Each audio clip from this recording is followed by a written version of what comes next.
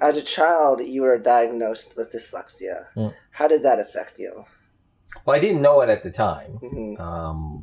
My earliest memory, knowing that something was different, is when the teacher brought in these cards with images on them.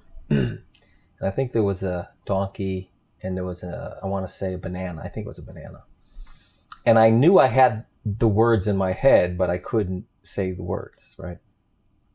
And I knew at that point something was different. And now I have 3 boys that are dyslexic. They get extra time in high school for other exams and everything else. And it's a completely different emotional growing up for them. You know, for me, anybody that made fun of me because I was in special ed, and that's why I was in the principal's office every 7 seconds. How often did you get teased?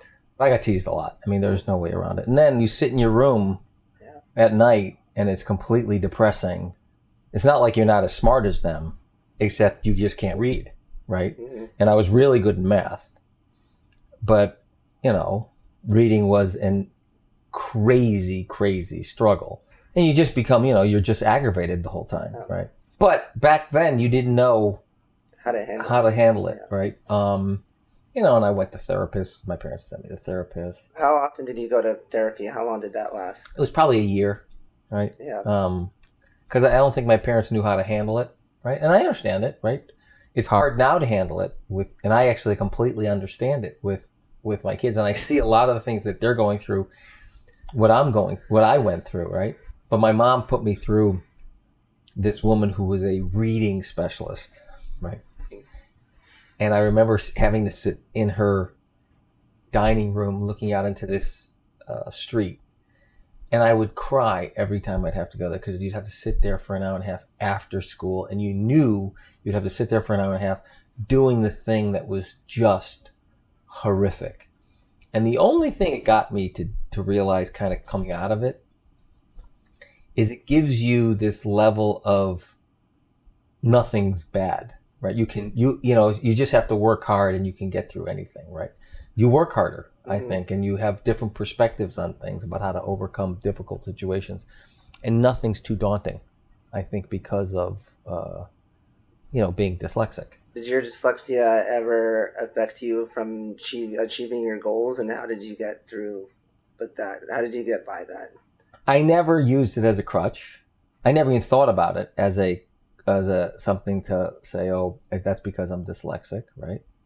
And the one thing it did teach me is how to organize people and things and how to get what I wanted through bringing the right people around me. Because I had certain skills and other people had other skills, and how to utilize that situation. And I think the other thing it's helped, especially in this business, is, you know, I don't have to be the only guy that sits in a certain situation that accomplishes something. I don't mind teamwork. Because I know there's certain things I'm good at. I'm not nervous that I'm good at it. I'm not worried that somebody else is better than me or that somebody else comes into that situation.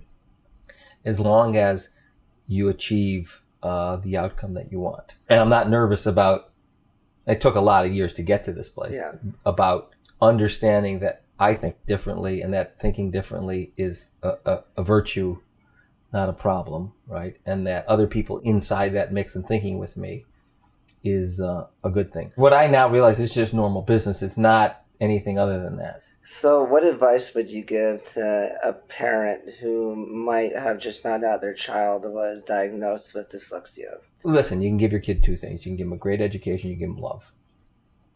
You have a period of time that you have to do as much work as possible, as brutal as the relationship will be because of it, but in the long run, they'll realize and they'll love you regardless, right?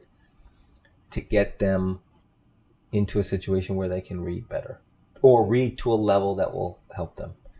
But those are the 2 things, you know, 1, find out, get to the best people, figure out a program they get in, and 2 is just make them feel like they're safe or it's okay. Ari, thank you very much for coming, and I really appreciate you doing this. Of course.